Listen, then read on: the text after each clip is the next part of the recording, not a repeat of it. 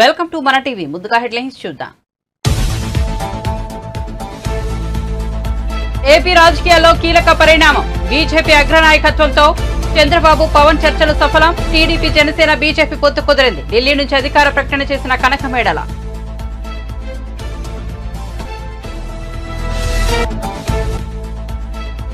బైరామల్గూడ రెండవ ఫ్లైఓవర్ ప్రారంభించిన సీఎం రేవంత్. ఈ ఫ్లైఓవర్ తో LB Nagar Sagar ring road ప్రాంతంలో ట్రాఫిక్ కష్టాలు.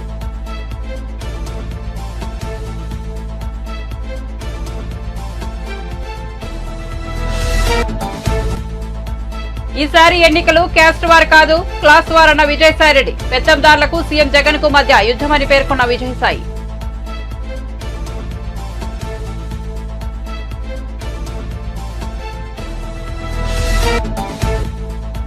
చంద్రబాబు హయాంలో జరిగినట్లే రేవంత్ హయాంలోనూ జరుగుతుందన్న బాల్క సుమన్. రేవంత్ రెడ్డి బీజేపీతో మాట్లాడుతున్నట్లుగా తెలుస్తోందని, పార్లమెంట్ ఎన్నికల తర్వాత బీజేపీలో చేరుతారని జోష్యం.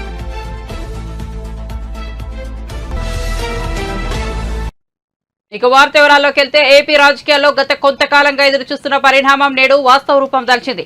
టీడీపీ జనసేన బీజేపీ మధ్య పొత్తు కుదిరింది. గత 3 రోజులుగా ఢిల్లీలో మకాం వేసిన చంద్రబాబు పవన్ కళ్యాణ్ పొత్తుకు బీజేపీ అగ్రనాయకత్వాన్ని ఒప్పించారు. దీనిపై నేడు టీడీపీ సీనియర్ నేత కనకమేడల రవీంద్ర కుమార్ అధికారికంగా వెల్లడించారు. ఏపీలో 3 పార్టీల మధ్య పొత్తు కుదిరిందని తెలిపారు. పొత్తు ప్రకారం 3 పార్టీలు ఓ కూటమిగా 2024 ఎన్నికల్లో పోటీ చేస్తాయని వివరించారు. పవన్ కళ్యాణ్ గారు ఈరోజు మళ్ళీ బీజేపీ అగ్రనాయకత్వం నుంచి పిలుపు వచ్చింది. చంద్రబాబు నాయుడు గారు, పవన్ కళ్యాణ్ గారు, అమిత్ షా గారితో, నడ్డా గారితో సమావేశం అయ్యారు. సమావేశం అయిన తరంలో వాళ్ళ చర్చల్లో 3 పార్టీలు అలయన్స్కి పోవాలని చెప్పి డిసైడ్ చేశారు. పొత్తు కుదిరింది. పొత్తు ప్రకారం 3 పార్టీలు కలిపి they will issue joint statement today. ఆంధ్రప్రదేశ్లో ఈ 3 పార్టీలు కలిసి 2024 ఎలక్షన్లో కలిసి పోటీ చేస్తున్నాయి. ఆ విషయం వరకు 3 పార్టీలు కలిసి అండర్స్టాండింగ్కి వచ్చారు, అంగీకరించారు. 3 కలిసి స్టేట్మెంట్ ఇష్యూ చేస్తారు. అదే సీట్లు కూడా అన్నీ కూడా వాళ్ళు మాట్లాడుకున్నారు. మళ్ళీ వాళ్ళు ఒక అండర్స్టాండింగ్కి వస్తున్నారు. ఈరోజు వరకు పొత్తు ఎన్డీఏతో చేరటం, పొత్తు పెట్టుకుని ఎన్నికల్లో పోటీ చేయటం, 3 కలిసి పోటీ చేయటం అనేటటువంటిది ఫైనలైజ్ చేయటం. దాని మీద ఫర్దర్గా ఎన్డీఏలో మేము చేరిన తర్వాత ఫర్దర్గా మీటింగ్స్ పెట్టుకుని అన్నీ కూడా ఫైనలైజ్ చేస్తాం. డెఫినెట్గా పొత్తుల్లో కొన్ని సీట్లు జనసేనకి, కొన్ని సీట్లు బీజేపీకి పార్లమెంట్లోనూ అసెంబ్లీని పోతాయి కనుక వాళ్ళల్లో అక్కడ ఏమిటి అక్కడ ఉన్న మా క్యాడర్ కూడా అందరం కూడా ఇది రాష్ట్ర భవిష్యత్తును దృష్టిలో పెట్టుకుని అన్ని పార్టీలు కలిసి పనిచేయాలనుకుంటున్నాం కనుక కొంతమందికి ఇబ్బంది వచ్చినా కూడా పార్టీ నాయకత్వం చంద్రబాబు నాయుడు గారు ఆల్రెడీ నిన్న కూడా చాలామందితో మాట్లాడారు. ఇక్కడి నుంచి కూడా అందరికీ కూడా జరిగిన పరిణామాలన్నీ కూడా వాళ్ళకిచ్చి కన్విన్స్ చేసి మన రాష్ట్ర అవసరాల కోసం ఈ పొత్తు, వాటికి సంబంధించినటువంటి విషయాలు, ఇన్ఫ్యాక్ట్ చంద్రబాబు నాయుడు గారు కన్విన్స్ చేయడానికి ముందే పార్టీ కేడర్ కానీ ప్రజలలో కానీ జగన్మోహన్ రెడ్డి ప్రభుత్వాన్ని పంపించేయడానికి, ప్రభుత్వ వ్యతిరేక ఓటు చెల్లకుండా ఉండటానికి పొత్తులు అవసరం అనేటటువంటిది భావన మొదటి నుంచి కొనసాగుతున్నది.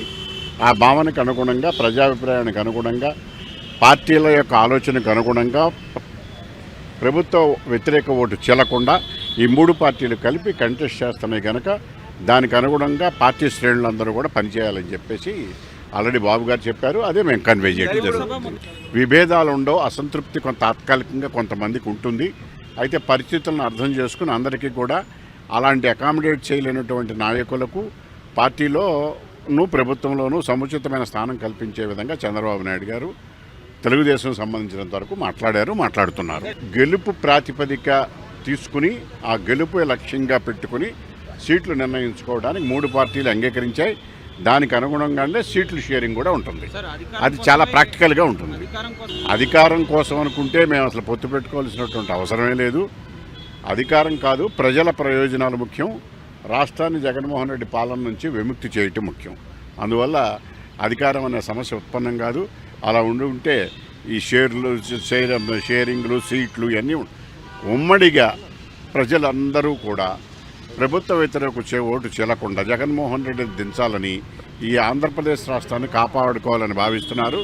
ఆ ప్రజాభిప్రాయానికి అనుగుణంగానే మేము ఈ రకంగా పొత్తులు పెట్టుకున్నాం. 19 నుంచి 24 వరకు జగన్మోహన్ రెడ్డి గారి ప్రభుత్వం అన్నీ పక్కన పారేసి మూలపడేసి తిరుగుదోబుడుతనంతో విధ్వంస కార్యక్రమాలు చేపట్టి వ్యక్తిగత స్వలాభమే చూసుకుని వాళ్ళ యొక్క కేసుల కోసం వీటి కోసం ప్రత్యేక హోదా కోసం మెడలు వంచుతానని కేంద్ర ప్రభుత్వం మెడలు వంచుతానని చెప్పినటువంటి వ్యక్తి తానే మెడలు వంచి ఏమీ అడగలేని నిస్సహాయ స్థితికి నెట్టబడ్డాడు. అది ఆయన దౌర్భాగ్య స్థితి. ఆ నెపాన్ని తెలుగుదేశం మీద వేయటానికి మా మీద పెట్టడానికి తెలుగుదేశంతో పొత్తున గురించి వాళ్ళు కామెంట్ చేసే స్టేజ్కి వచ్చారు. వాళ్ళు ఈ రోజు వరకు పార్లమెంట్లో అన్ని విషయాల్లోనూ బీజేపీతోనే ఉన్నారు.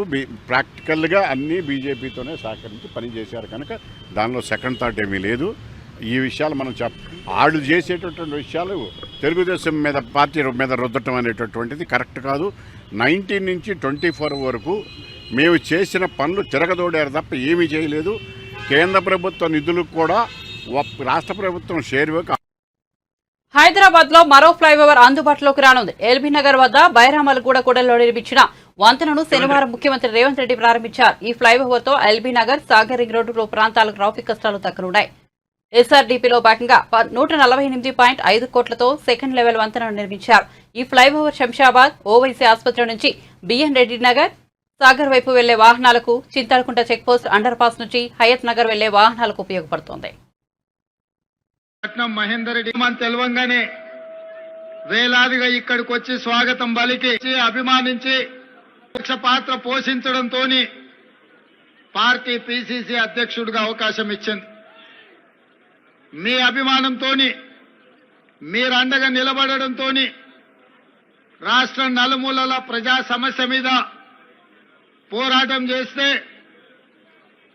మీ అభిమానంతో మళ్ళీ ఈరోజు తెలంగాణ రాష్ట్రానికి ముఖ్యమంత్రినై బైరామలగూడ ఫ్లైఓవర్ ప్రారంభోత్సవానికి మీ దగ్గరకు వచ్చిన ఎప్పుడు ఎల్బీ నగర్కు వచ్చినా గుండె వేగం పెరుగుతుంది. ఎందుకంటే ఇక్కడ మొత్తం మా బంధువులు, మాకు కావాల్సిన వాళ్ళు, మాకు సన్నిహితులు కష్టాలలో అండగా నిలబడ్డా మీరందరూ ఇక్కడ ఉంటారు. ఏ అవసరం వచ్చినా ఏ రాత్రైనా అండగా నిలబడతారు. మిమ్మల్ని చూస్తే ఆనందంతో గుండె వేగంగా కొట్టుకుంటుంది. ఈరోజు ముఖ్యమంత్రిగా ఇక్కడికి వచ్చి మీ ముందర నిలబడడం అంటే మీరు నాటిన మొక్క పెద్దదై ఇవాళ రాష్ట్రానికి నాయకత్వం వహించి రాష్ట్రాన్ని అభివృద్ధి పదం వైపు నడిపించే అవకాశం వచ్చింది. మీ అభిమానం ఎప్పటికీ గుర్తుపెట్టుకొని తెలంగాణ రాష్ట్రాన్ని, మరీ ముఖ్యంగా హైదరాబాద్ నగరాన్ని దేశానికి ఆదర్శంగా నిలబడే విధంగా అభివృద్ధి పదం వైపు నడిపించే ఆలోచనతోనే మా ప్రభుత్వం పనిచేస్తుంది. అభివృద్ధిలో భాగంగా ఈరోజు 194 కోట్లతోని బైరామలగూడ లెవెల్ 2 ఫ్లైఓవర్ ఈనాడు మనం ప్రారంభోత్సవం చేసుకుంటున్నాం. ఇదే కాదు, ఈరోజు హైదరాబాద్ నగరంలో పెరుగుతున్న జనాభా, వివిధ ప్రాంతాల నుంచి హైదరాబాద్కు వస్తున్న జనాభాను దృష్టిలో పెట్టుకుని ఫ్లైఓవర్లే కాకుండా, రోడ్ల విస్తరణే కాకుండా, హైదరాబాద్ నగరానికి కృష్ణా నది జలాలు, గోదావరి జలాలే కాకుండా పేద ప్రజలకు ఉపయోగపడే విధంగా మెట్రో రైలును తీర్చిదిద్దాల్సిన బాధ్యత రాష్ట్ర ప్రభుత్వం మీద ఉన్నది.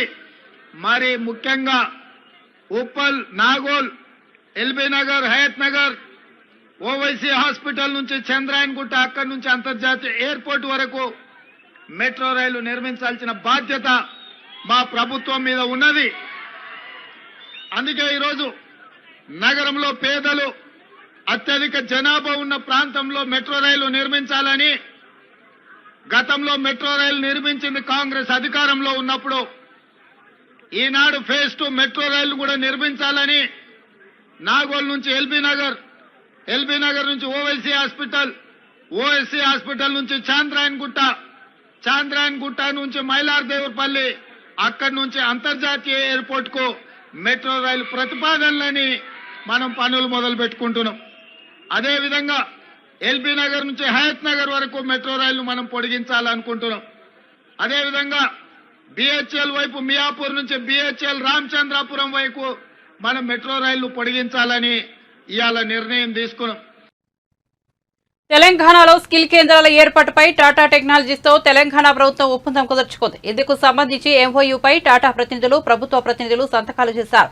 సచివాలయంలో శనివారం టాటా టెక్నాలజీస్ ప్రతినిధులతో ముఖ్యమంత్రి రేవంత్ రెడ్డి భేటీ అయ్యారు. ఈ సమావేశంలో ఉప ముఖ్యమంత్రి మల్లు భట్టి విక్రమార్క, మంత్రి శ్రీధర్ బాబు, ప్రభుత్వ ప్రధాన కార్యదర్శి శాంతికుమారి తదితరులు పాల్గొన్నారు. రాష్ట్రంలోని 65 ఐటీఐలలో అధునాతన సాంకేతిక నైపుణ్య శిక్షణ కేంద్రాల ఏర్పాటుకు రాష్ట్ర ప్రభుత్వంతో టాటా టెక్నాలజీస్ ఒప్పందం కుదుర్చుకుంది.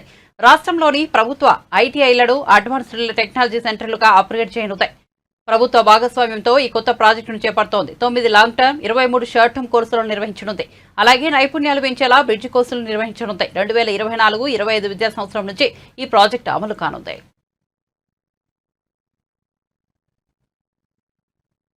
ఎన్నికలు సమీపిస్తున్న నేపథ్యంలో ఏపీ రాజకీయ నేతలు మాటలకు పదును పెడుతున్నారు. ఏపీలో ఈసారి జరగబోయే ఎన్నికలు కులాల మధ్య పోరు కాదని, వర్గాల మధ్య పోరు అని వైసీపీ రాజ్యసభ సభ్యుడు విజయసాయిరెడ్డి అన్నారు. రాష్ట్రంలో అధికారం అంతా ఒకే చోట కేంద్రీకృతమై ఉండాలని కోరుకుంటున్న సంపన్నులకు అభివృద్ధి వికేంద్రీకరణ కోరుకుంటున్న సీఎం జగన్ వంటి వారికి మధ్య జరిగే యుద్ధం ఈ ఎన్నికలు అని అభివర్ణించారు. అధికారం కోసం అర్రులు చేస్తున్న పెత్తందారులకు రాష్ట్ర సమగ్ర అభివృద్ధి లక్ష్యంగా పేదలు వారి కలలను సాకారం చేసుకునేంత వరకు వారి చేయి విడవరాదని భావించే సీఎం జగన్ కు మధ్య జరుగుతున్న యుద్ధమని విజయసాయిరెడ్డి వివరించారు. విజయసాయిరెడ్డి ఈసారి నెల్లూరు పార్లమెంట్ స్థానం నుంచి ఎన్నికల్లో పోటీ చేస్తున్న సంగతి తెలిసిందే. టార్గెట్ 175కు 175.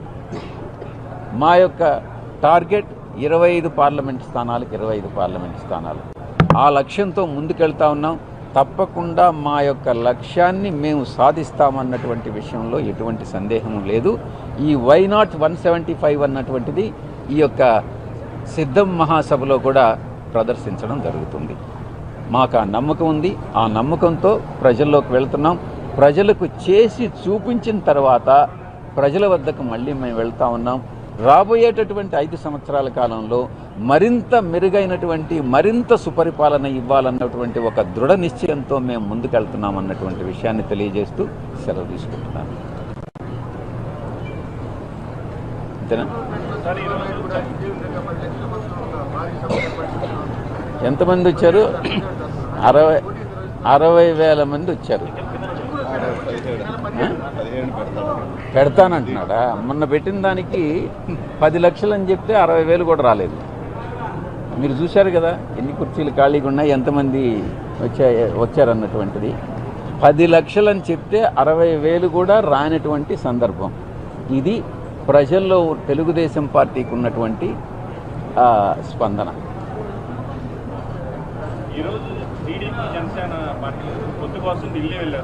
పొత్తు కోసం వెంపర్లాడేటటువంటి పార్టీలు Telugu Desam party, Janasena party.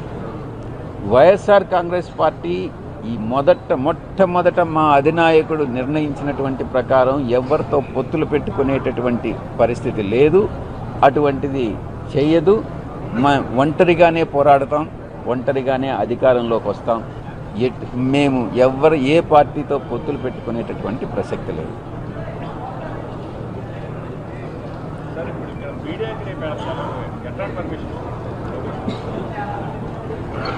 National media వస్తుంది. నేషనల్ మీడియాలో పీటీఐ వస్తుంది, ఏఎన్ఐ వస్తుంది. నేషనల్ మీడియా ఛానల్స్ అన్నీ ఇక్కడికి వస్తూ ఉన్నాయి. వాళ్ళ రిప్రజెంటేటివ్స్ అందరూ వస్తున్నారు.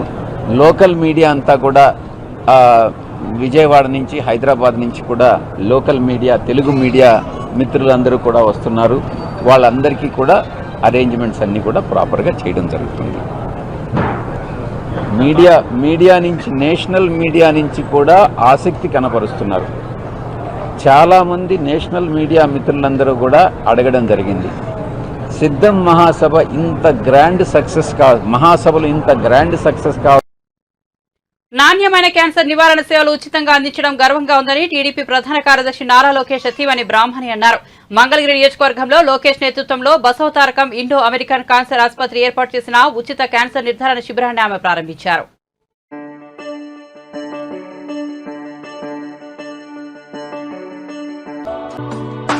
స్క్రీనింగ్ క్యాంప్ గారు స్థాపించిన ఇండో అమెరికన్ క్యాన్సర్ సమాజమే దేవాలయం, ప్రజలే దేవుళ్ళు అని మన నందమూరి తారక రామారావు గారు మనందరినీ ఇన్స్పైర్ చేశారు. నందమూరి తారక రామారావు గారు స్థాపించిన ఇండో అమెరికన్ క్యాన్సర్ హాస్పిటల్ ఏదైతే ఇప్పుడు నందమూరి బాలకృష్ణ గారు చైర్మన్గా నడుపుతున్నారో వాళ్ళ mobile screening, cancer screening camp ఈరోజు మన మంగళగిరిలో జరుగుతుంది. ఈరోజు 9వ తారీఖే కాకుండా రేపు 10వ తారీఖు కూడా ఇక్కడ జరుగుతుంది. క్యాన్సర్ అనే వ్యాధి చాలా ఫ్యామిలీస్ని తెలియకుండానే పీడిస్తుంది. అందుకే దీనికి ముఖ్యమైన విషయం ఏంటంటే అందరూ వచ్చి క్యాన్సర్ స్క్రీనింగ్ రెగ్యులర్గా చేసుకోవాలి, ఎర్లీ డిటెక్షన్ అవ్వాలి, ఎర్లీ ట్రీట్మెంట్ కూడా జరగాలి. ఇంతకుముందు జరిగిన క్యాంప్స్లో తెలియకుండా చాలా మందికి క్యాన్సర్ వ్యాధి, బ్రెస్ట్ క్యాన్సర్ కానివ్వండి, లంగ్ క్యాన్సర్ కానివ్వండి, వీటన్నిటిని డిటెక్ట్ చేయడం జరిగింది. సో తప్పకుండా మంగళగిరి ప్రజలందరూ ఈ అవకాశాన్ని వినియోగించుకోవాలి, వచ్చి ఎర్లీ క్యాన్సర్ స్క్రీనింగ్ చేసుకోవాలి. ముఖ్యంగా మహిళలు ఎవరైతే 40 సంవత్సరాల కన్నా ఎక్కువ వయసు ఉండే వాళ్ళు ఉన్నారో వాళ్ళు వచ్చి ఇక్కడున్న అడ్వాన్స్డ్ ఎక్విప్మెంట్ ద్వారా మ్యామోగ్రఫీ స్క్రీనింగ్ చేయించుకోవాలి. అండ్ వాళ్ళకి ఫ్యామిలీ హిస్టరీ ఉంటే వాళ్ళు తప్పకుండా వచ్చి ఈ అవకాశాన్ని వినియోగించుకోవాలి. ముఖ్యంగా మా dedicated team of Indo American cancer hospital doctors ఎవరైతే రాత్రింపగలు కృషి చేసి ఈ మొబైల్ హెల్త్ క్యాంప్స్ ఏదైతే చేస్తున్నారో లక్షలాది మందికి క్యాన్సర్ స్క్రీనింగ్ చేసి వాళ్ళకి ట్రీట్మెంట్ అందిస్తున్నారో వాళ్ళందరికీ ఈరోజు పర్సనల్గా మానిటర్ చేయడానికి మా CEO గారు కృష్ణయ్య గారు కూడా రావడం జరిగింది మన మంగళగిరికి. వీరందరికీ ధన్యవాదాలు తెలుపుకుంటూ మళ్ళీ ఇంకొకసారి మంగళగిరి ప్రజలందరికీ పిలుపునిస్తూ క్యాన్సర్ స్క్రీనింగ్ చేసుకోవాలని నేను సెలవు తీసుకుంటున్నాను. ధన్యవాదాలు. తన తండ్రి షేక్ హాజీవలపై జరిగిన దాడి ఘటనపై మాజీ మంత్రి వైఎస్ వివేక హత్య కేసులో అప్రూవర్గా మారిన దస్తగిరి స్పందించారు. కడప ఎంపీ అవినాష్ రెడ్డి బెయిల్పై బయట ఉండడం వల్లే ఇలాంటి ఘటనలు జరుగుతున్నాయని బెయిల్ రద్దు చేయాలని కోరారు. పులివెందులలో ఏర్పాటు చేసిన మీడియా సమావేశంలో ఆయన మాట్లాడారు.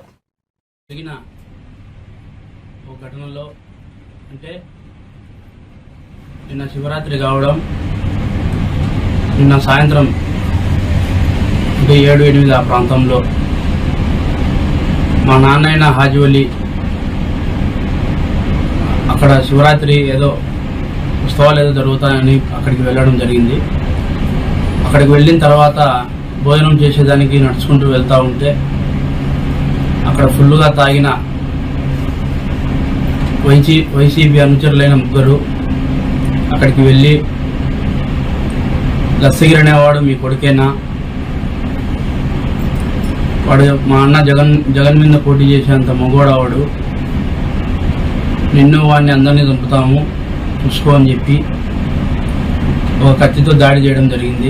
ఆ దాడి చేయడం వల్ల మా నాన్న హాజీవలి గారు కింద పడడం జరిగింది, అరవడం జరిగింది. అక్కడున్న ప్రజలు అప్రమత్తం అయ్యేసరికి వాళ్ళు పారిపోయినారు. ఒక సామాన్యుడు పులివెందుల్లో పోటీ చేసే అర్హత లేదా అని నేను ఈ చేతగాని జగన్మోహన్ రెడ్డిని అడుగుతాడా.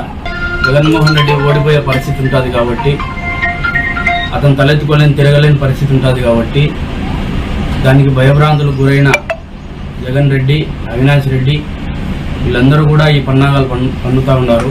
అక్కడ కూడా ఒక పిటిషన్, ఈ ఘటన కూడా పిటిషన్ వేసి సిబిఐ వారితో కూడా విన్నవిస్తా. ఇలాంటి ఇబ్బందులు ఎన్నొచ్చినా కూడా తగ్గే పరిస్థితి లేదు, ఎవరికి భయపడే పరిస్థితి లేదు. మీకు చేతనైతే నన్ను తగలండి కానీ నా కుటుంబం జోలికి పోవాల్సిన అవసరం లేదు. కానీ మీరు టచ్ చేసినారు. ఈసారి మటుకు వారు వన్ సైడ్ అవుతుంది, చూసుకోండి. మీ భయభ్రాంతులకు అయ్యే పరిస్థితి అయితే మాకు అసలు మీరు ఏ విధంగా చేస్తూ ఉన్నారో మేము కూడా ఆ విధంగా చేయాలనుకుంటే మేము అంబేద్కర్ గారి సిద్ధాంతాలతో కూడిన పార్టీలో ఉన్నాం కాబట్టి మాకు అది సెట్ కాదని మేము అనుకుంటున్నాం. లేదు మీరు దాంట్లో ఏ పార్టీలో ఉన్నా కూడా మీరు ఫ్యాక్షన్గానే మీరు చూసుకుందామంటే రెడీ, దానికి కూడా ఏ దానికైనా సిద్ధపడతాం మేము కూడా. ఇక మీదటి నుంచి నా జోలికి కానీ నా కుటుంబం జోలికి కానీ వస్తే ఎవరిని వదిలే పరిస్థితి ఉండదు, ఎంత దూరమైనా పోయే పరిస్థితి ఉంటుంది. దీని మీద కూడా కేసు పెట్టి మా నాన్నగారిని ఎవరైతే అటాక్ చేసినారో వాళ్ళని కూడా చట్టపరమైన చర్యలు తీసుకోమని ఎస్పీ గారిని కూడా కలుస్తా. అంతేకాకుండా నా కుటుంబానికి, మా నాన్నగారికి కూడా భద్రత కల్పించాలని కోరుతాను. అటాక్ చేసిన వారిని కూడా నేను గుర్తిస్తాను. ఎందుకంటే వాళ్ళు మాట్లాడేటప్పుడు వాళ్ళ ముఖంకి కూడా నేను చూసినాను. ఒకవేళ గుర్తు తెలియని వ్యక్తులు అనేదానికి కూడా నేను చెప్తాను, వాడు ఎవరైతే అటాక్ చేసినాడో మా అన్న జగన్ మీదనే పోటీ చేయాలా అని ఎందుకంటాడు? రైతు బంధుకు సంబంధించి ఉప ముఖ్యమంత్రి మల్లుభట్టి విక్రమార్క కీలక ప్రకటన చేశారు. కొండలు గుట్టలు రోడ్లకు తాము రైతు బంధు ఇవ్వకూడదని నిర్ణయించుకున్నామని స్పష్టం చేశారు. శనివారం ఆయన మీడియాతో మాట్లాడుతూ ప్రస్తుతం రైతు బంధును పాత రేడా ప్రకారం ఇస్తున్నట్టు తెలిపారు. ప్రస్తుతం 4 ఎకరాల లోపు ఉన్న వారికి రైతు బంధు ఇస్తున్నామని, త్వరలో 5 ఎకరాల లోపు ఉన్న వారికి ఇస్తామన్నారు. వ్యవసాయం చేసే వారికి రైతు బంధు ఇస్తామని స్పష్టం చేశారు. రాష్ట్రంలో వ్యవసాయ పంపులకు మీటర్లు పెట్టేదే లేదన్నారు. ఈ ప్రభుత్వం డిసెంబర్ నుంచి ఎక్కువగా సరఫరా చేసిందనేది అంకెలు సంఖ్యలతో సహా రాష్ట్ర ప్రజలకి మీ ద్వారా తెలియజేస్తా ఉన్నాం. అట్లాగే హైయెస్ట్ పీక్ డిమాండ్ కూడా మేము సరఫరా చేసి దానిని కూడా ఇటువంటి పరిస్థితి వస్తే కూడా మేము సరఫరా చేయడానికి సిద్ధంగా ఉన్నాం. తట్టుకొని నిలబడి కరెంట్ అందిస్తున్నాం అని చెప్పడానికి సిద్ధంగా ఉన్నాం. అట్లాగే భవిష్యత్తులో కూడా మార్చ్ ఏప్రిల్ మే మాసాల్లో మేము పీక్ డిమాండ్ ఉండబోతా ఉంది కరెంటుకు సంబంధించి. ఎండాకాలం ఎక్కువ మొత్తంలో వాడుతూ ఉంటుంది కాబట్టి దానికి సంబంధించి 16,500 మిలియన్ మెగావాట్స్ ని ఏర్పాటు చేసుకోవటానికి కావలసినటువంటి విద్యుత్ సంబంధించిన ప్రొడక్షన్ కూడా అట్లాగే సరఫరా చేసుకోవడానికి కావాల్సినటువంటి మిగతా ఏర్పాట్లు కూడా పూర్తిగా చేసి పెట్టుకున్నాం. ఎవరికైనా కావాలని ఎవరైనా అపోహలు సృష్టించడానికి ప్రయత్నం చేస్తే ఆ అపోహలను నమ్మబాకండి. రాష్ట్ర ప్రజలందరూ కూడా నిశ్చింతగా ఉండండి, సంతోషంగా ఉండండి. మీకు ఎటువంటి ఇబ్బందులు రాకుండా చూసే బాధ్యత మాది. మేము చేస్తున్నాం, చేసి చూపిస్తాం. ఇంత పీక్ డిమాండ్ కూడా తట్టుకొని నిలబట్టడానికి కావాల్సిన ఆర్థిక పరమైనటువంటి వ్యవస్థలను కూడా మీరు కల్పించినటువంటి ఇబ్బందుల నుంచి కూడా బయటకు వచ్చి ఆ పరిస్థితులు కూడా మేము ముందుగానే లెక్కేసుకొని దానికి కావాల్సిన ఏర్పాట్లు కూడా మేము చేసుకొని ప్రజలకి రాబోయే రోజుల్లో ఇబ్బంది లేకుండా చేసే కార్యక్రమం చేస్తున్నామని చెప్పడానికి సంతోషిస్తా ఉన్నాం. అట్లాగే మీకు తెలుసు, మొన్న తాడిచెర్ల సంబంధించినటువంటి కోల్ బ్లాక్ సంబంధించి కూడా కోల్ మంత్రి గారిని కలిసి వచ్చాం. అట్లాగే పవర్ సంబంధించినటువంటి మంత్రి గారిని కూడా కలిసి వచ్చాం, కేంద్ర ప్రభుత్వానికి సంబంధించినటువంటి వారితో కూడా రాష్ట్ర ప్రభుత్వానికి కావాల్సినటువంటి సహాయ సహకారాలు భవిష్యత్తులో రాష్ట్ర ప్రజలకు ఎటువంటి ఇబ్బంది లేకుండా ఇటువంటి పవర్ ప్రాజెక్ట్స్ సంబంధించిన కోల్ ప్రొడక్షన్ కానీ లేకపోతే పవర్ సంబంధించిన ఇతరత్ర దేశంలో మారుతున్నటువంటి పరిస్థితులకు అనుగుణంగా అంటే ఆల్టర్నేటివ్ ఎనర్జీ సోలరైజేషన్ కోసం కూడా మేము చేయాలనుకున్నటువంటి విషయాలు వారందరితో చర్చించడం, మాకు కావాల్సిన సహాయ సహకారాలు కూడా వారిని అందించవలసిందిగా కోరటం, వారు కూడా సానుకూలంగా స్పందించారు. భవిష్యత్తులో తెలంగాణ రాష్ట్రాన్ని ఒక ఆదర్శవంతమైనటువంటి రాష్ట్రంగా ఆల్టర్నేటివ్ ఎనర్జీని అందించేటువంటి గ్రీన్ ఎనర్జీని సీఎం రేవంత్ రెడ్డిపై మండిపడ్డారు బీఆర్ఎస్ నేత బాల్కసుమన్. సీఎం రేవంత్ బీజేపీలో చేరేందుకు సిద్దమవుతున్నారని బాల్కసుమన్ ఆరోపించారు. పార్లమెంట్ ఎన్నికలు ముగిసిన వెంటనే ముఖ్యమంత్రి రేవంత్ రెడ్డికి ఏకనాథ్ షిండే అవుతారని పేర్కొన్నారు. రేవంత్ రెడ్డి, కిషన్ రెడ్డి వేల సమన్వయంతో ఎన్నో మున్సిపాలిటీలు దక్కించుకున్నారని ఆరోపణలు చేశారు.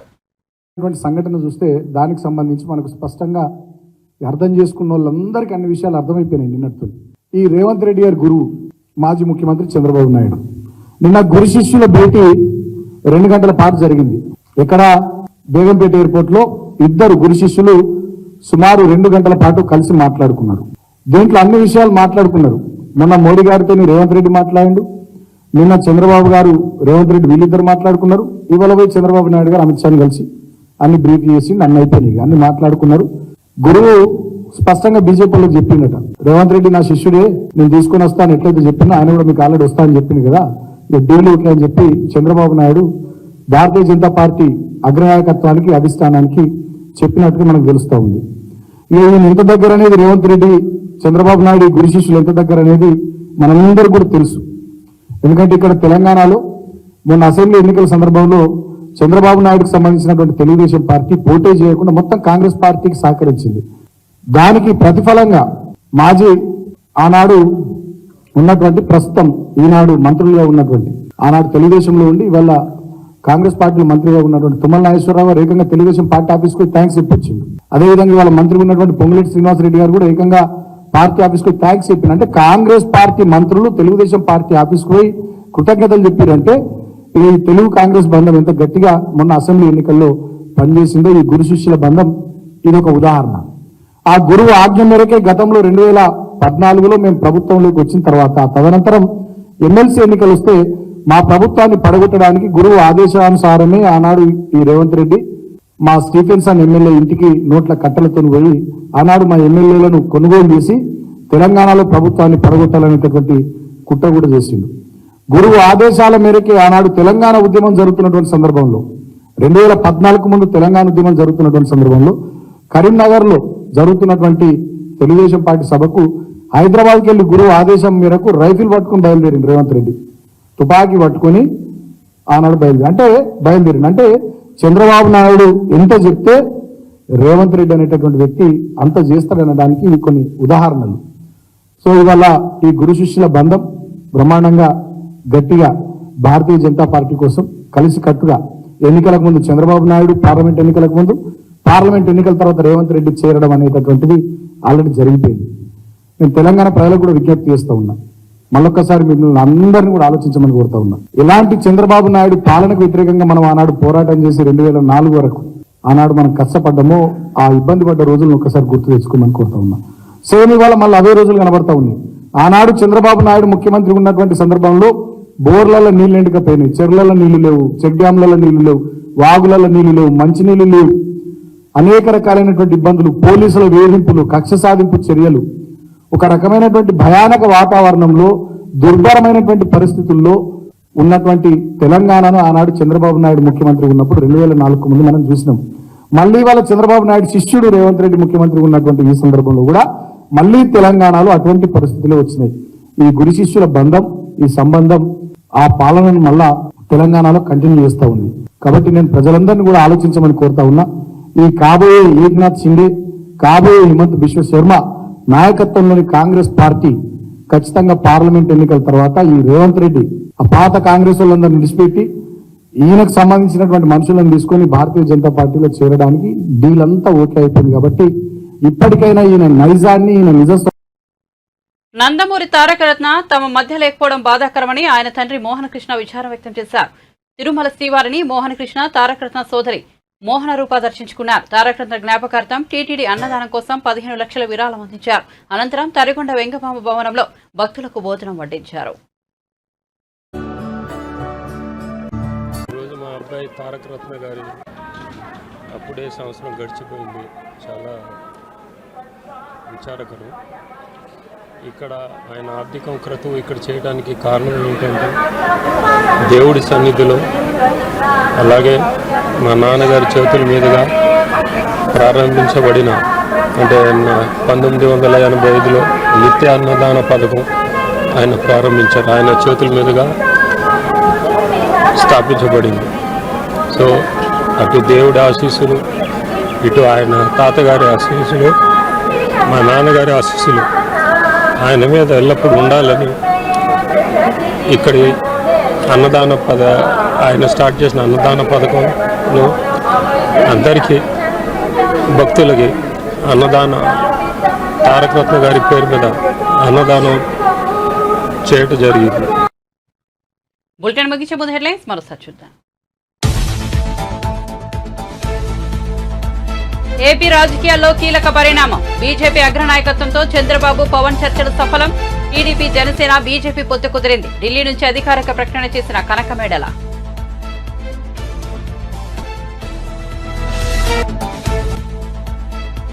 బైరామల్గూడ రెండో ఫ్లైఓవర్ ప్రారంభించిన సీఎం రేవంత్. ఈ ఫ్లైఓవర్ తో LB Nagar, Sagar ring road ప్రాంతంలో ట్రాఫిక్ కష్టాలు.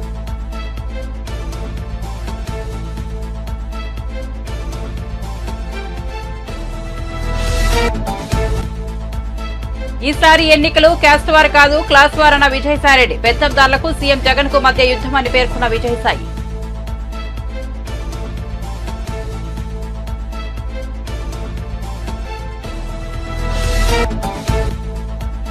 చంద్రబాబు హయాంలో జరిగినట్లే రేవంత్ హయాంలోనూ జరుగుతుందన్న బాల్క సుమన్. రేవంత్ రెడ్డి బీజేపీతో మాట్లాడుతున్నట్లుగా తెలుస్తోందని, పార్లమెంట్ ఎన్నికల తర్వాత బీజేపీలో చేరుతారని జోష్యం. అప్డేట్స్ కోసం చూస్తూనే ఉండండి మన టీవీ.